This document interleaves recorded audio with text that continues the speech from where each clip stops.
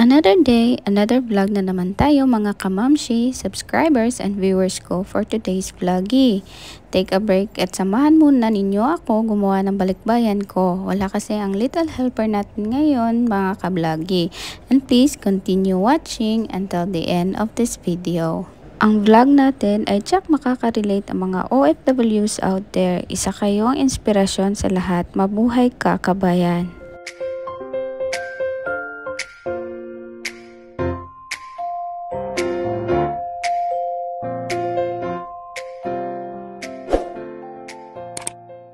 What's up mga ka-vloggy? This is your ka-vloggy Janice Chang na nagbabalik. Hindi naman natin mailagay ang mga pinamili natin. So first thing first, kaya tayo ay gagawa ng box at i-tape natin ang ilalim nito. Yes. Aguroy, nahulog ang box. Ayay, ang tiil zay, tagam. Ang secret para maging macho ka ay magbisi-bisihan. Need natin isil ito ng tape not just once but thrice para hindi mabusbos, hindi mabuksan at mahulog ang ating ilalagay ng mga grocery items para maayos makarating sa paroroonan. Bound to Philippines. Sana all lang talaga. Napakamahal na ng mga bilihin dito sa Japan kahit bigas ay gold. Charis. Kahit pati itong tape na ilalagay mo sa box ay kailangan pang bilhin. Buti ay may Daiso tayo. Medyo mura doon. Kahit nagbibigay ng mga ayuda ang government nila dito, pero ang bilihin, naku po, grabe ang mamahal. Babawiin din ang ayuda ng tax dito. Kaya sa mga mag-abroad talaga, think not just twice but 100 times. Yes. Walang halong biro. Mura na kasi ang N ngayon. Oh my God. Kaya kung masinop ka na tao ay plus points yan. Yan kailangan talaga sa mga nandito sa abroad. Yes. Nasanay na rin ako at naging libangan ko na rin na ako ang nag-aayos ng karton na pinapadala ko sa pamilya ko. Hindi din kasi ako sanay na walang ginagawa. Parang naging routine ko na siya na magbutingting ng mga bagay-bagay pa. Let's go. Ayaw ko rin kasi sobrang kalat ng mga gamit sa bahay kaya mas maganda pang ilagay ko na ito sa box. Nito mga nakaraan kasi panay ang ulan kaya di ako agad nakapag-deliver ng box baka kasi mabasa at masira ang karton.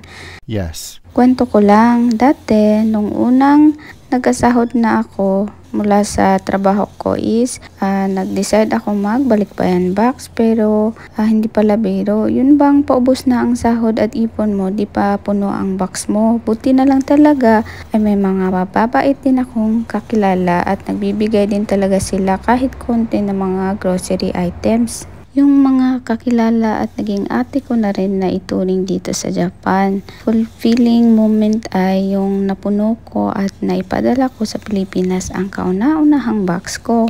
Parang wow, feel ko sumakses na ako ng konti kasi kaya ko nang magpadala hindi lang box at pati na rin pera. Walang imposible kapag masipag kang tao. Yes. Sinulatan ko na rin ang mga shipping infos, bali 3 pati na rin itong papel na babayaran. Talop mo pa ang autograph signing. Siyempre, need at importante naman talaga ang complete infos for good shipping transactions para maayos makarating sa mga mahal mo sa buhay. Yung courier na tinatawagan talaga namin is LBC. Okay naman din kasi ang LBC sa service, walang issue. Dati mura pa ang shipping fee nila, ngayon medyo nagmahal na sila ng kaunti. Yes. Wala na talagang libre ngayon, Zay. Nagmahal na lahat, pati supot dito, panglagay ng grocery items ay bibilhin mo pa, Diyos ko po.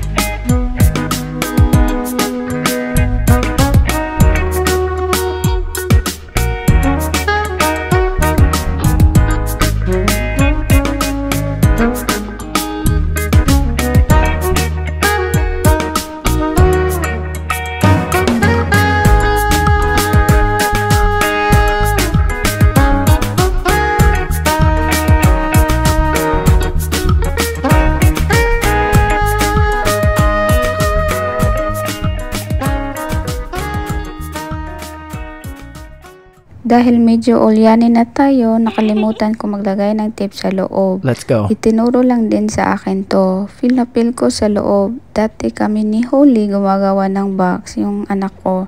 Lagi siya naglalaro sa loob. Saglit lang ako sa loob pero sobrang init na. Summer na rin kasi dito sa Japan. Sobrang init din ng summer dito sa Japan. Saglit ka lang talaga lumabas, pagbalik mo naligo ka na ng pawis. Pati makeup mo, naku po, lusaw na sa init. Oh my So, god. ayan lang ang itsura sa loob ng box na nilagyan ko ng tape. King size na ni-request ko para marami tayong may lagay sa loob. Pang 1 year na nila doon. Charis. Yung pagbili ko ng mga nilalagay ko sa box ay hindi instant talaga na binili ko lahat. Yes. Paunti-unti kapag lumalabas kami, pag may nakitang mura, katulad ng sa Donkey ay binibili na namin. Kasi di din forever yung mga products na makikita namin doon. Tapos iniipon hanggang sa dumami at mapuno yung box. May limit din kasi yung box kung ilang kilo lang kaya kailangan pagkasyahin talaga. As usual, yung mga ilalagay ko sa box ay mga paborito at request nila. Syempre, mga mura din tulad ng mga noodles, ramen, chocolate, snacks, biscuits, cookies, mga shampoo at conditioner, mga sabon at marami pang iba na makakain nila agad at mga madaling lutuin. Wow! Halos lahat ng mga kakilala ko ay gusto nila yung mga produkto ng Japan. Masasarap naman talaga kasi yung pagkain nila. Wow! Kaya no wonder talaga na marami na rin mga nagsusulputan ng mga Japanese store sa Pilipinas na nagbebenta ng mga product dahil nga masasarap din ang pagkain ng Japan. Ayan, at iniisa-isa ko nang nilalagay sa box para maayos ko na siya at magkasya lahat sa box. Feel ko marami pa tong kulang, di pa ko sure. Later, pagkatapos ay malalaman natin yan. Yes. Di din biro magpa-box talaga. Ang sweat and effort ng paggawa at syempre ang ipon na pera magagastos talaga. Thank you. Pero okay na sa akin na marinig ko lang silang magpasalamat at masaya lalo sa pagbubukas ng box na ay sapat na. Si Lord na bahala. Alam naman ni Lord na naging mabuti tayong tao at anak kahit may pamilya na rin tayo. Salute din doon sa mga OFWs na sobrang generous sa pamilya nila. Kahit hirap na hirap din sila sa abroad. Kaya mabuhay mga overseas Filipino workers anywhere sa globe. Stay strong and safe mga kabayan. Si Lord na ang magbibigay ng biyaya sa inyong kabutihan. Yes. Mas makakatipid kayo kapag bumili kayo ng mga products doon sa second hand store kasi ang mumura ng mga chocolate doon at mga grocery items. Makakarami kayo at makakatipid din kayo. Wow! Yung mga second hand shop or surplus sa amin ay malayo talaga. Kaya dadayuhin pa talaga at mas mainam kung may sasakyan kasi marami kang mabibili at mailalagay mo yun ng maayos sa sasakyan. Pero yung iba kasi sa Donkey na lang kasi mas malapit at marami ka rin naman mabibili na grocery items. Pero kapag nakapagbisikleta ka lang, konti lang talaga mailalagay mo.